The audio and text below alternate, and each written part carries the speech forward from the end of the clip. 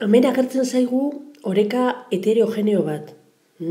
Konturatzen zara zera ikustean. Karbono solidoa dagola eta bestiak egoera gase osoan agertzen dira. Beraz, oreka heterogeneoa dugu eta bere konstantea izango da hemen agertzen zaizun adierazpena. Hau da, ez da karbono solidoa sartuko, teorian azaldu dugun moduan, bakarrik sartuko dugu gazak, ero espezie ionikoak urrengo gai baten, hemen presioak, kaperena, sartuko ditugunak izango dira. Presio partziala karbono monoxidoarena, berbi eginda, eta izendatzailean presio karbono dioxidoarena berbat eginda. Hau da, bakarrik karbono monoxido eta karbono dioxidoa agertuko dira kaperen adierazpenean. Zer ematen zaigu gehiago? Orekan dagoen presio totala 450 atmosferakoa dela.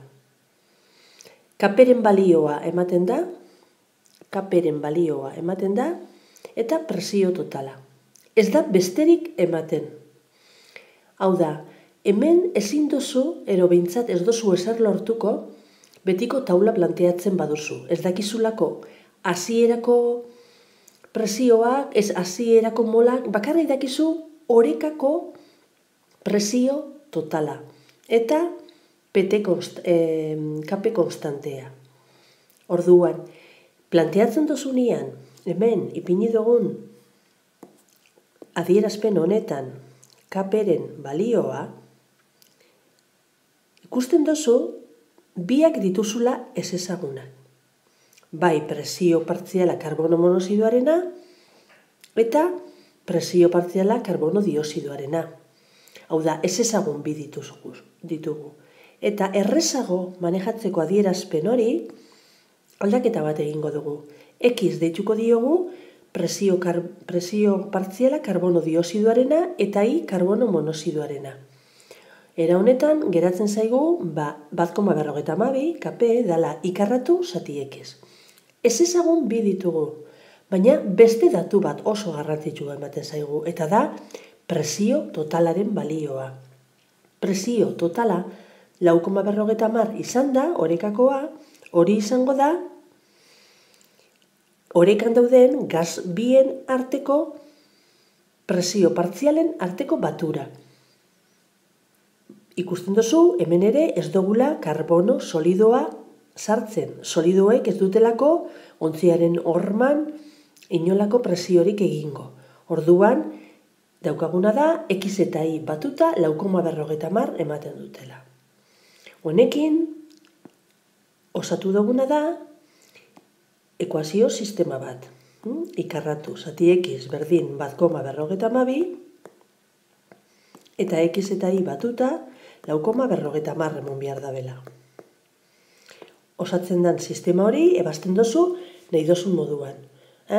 Adibidez, nik hemen egingo nuke, oso errez ordezkapena, X askatu, bigarren ekuaziotik, hemen ematen den moduan, eta adierazpen honetara iristen zara.